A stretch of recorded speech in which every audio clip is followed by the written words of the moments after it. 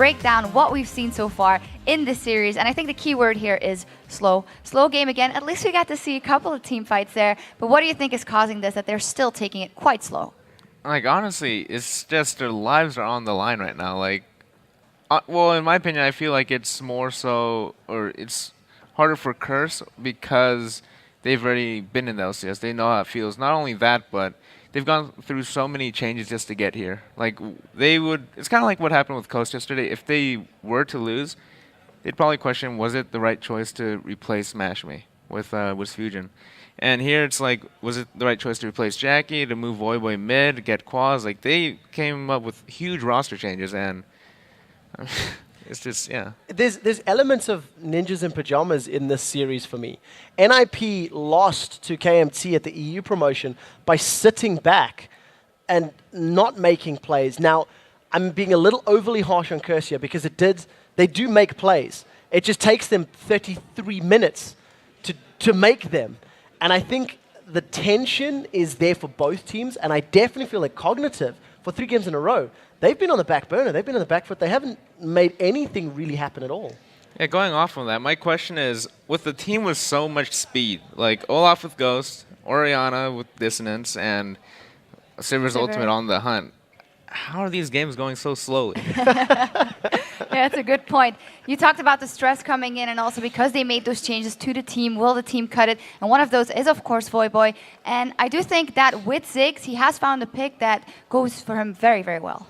I'm wondering if it's... Okay, so first of all, he played well on Ziggs. But Ziggs has been doing very well this whole tournament long. Has featured 100% in the NA promo series out of 11 games. 4 times has been banned. 7 victories, 0 losses. And at that game, I think he had 300 CS at the 25-minute mark. Yeah, it was just, he really made an effect. And the Ziggs in particular was the champion they wanted in game 1. The rest of the composition was identical. Ziggs was taken away from them. And then you could see Voyboy panicked a little and went, poke, range poke, needly. And I think it was the bad choice in that situation. But this time around, definitely worked out for them. Elaborating maybe about picks and bans, both sides, something that Freak also touched on is Chris seems to be kind of a sore point here for Cognitive Gaming. Went Elise 2 times because his Riven got banned out, and he built Elise also very tanky now because he knew that he would have to scale when we had a Renekton on the other side. Do we feel that he has found, or Curse has found, the limits of his champion pool, and that might be a big problem because Quaz is so good? Well, to be honest, Chris has always been like that. Like, even last split when he wasn't, when he was playing with Velocity, he would always default to that Riven. And the moment we banned that, he would pick either Kennen or Elise. Those are his comfortable 3. And I feel like with the high pressure stakes that he's in right now, he feels he should be more of a comfortable pick where he just won't mess up as much. The one thing I want to talk about there as well is the build which you mentioned, the fact that he went tanky.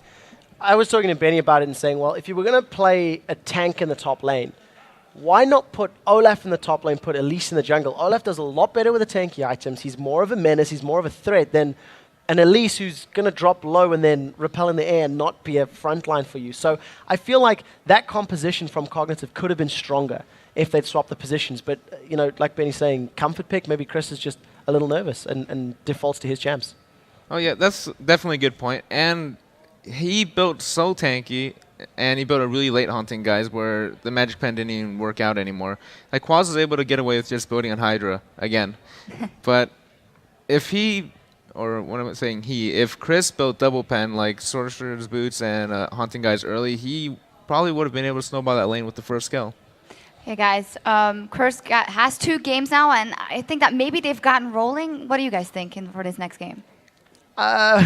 Rolling's maybe rolling's a bit of a stretch, but yeah, I think the confidence is with them. I think the bugs that we've seen from picks and bans actually from both teams has been resolved. I feel like that series there was a lot better in terms of the champion pool, and I think if Curse can keep the nerves locked down, even if they played slowly, they can eventually win. They do seem to have a tighter grasp on the matches now. Penny? Yeah, like I agree, where Curse seems to be more in their element or more their comfort zone when they're playing these slow-paced games, as opposed to Cognitive, who's already been hesitating. Like, last game, probably Silver's ulted like 1 time in 23 minutes, and that was like I don't know if it's offense or defense, to be honest, but just they seem to be in this really kind of the awkward state where they're lacking confidence. Yeah. Well, we're about to see if it speeds up the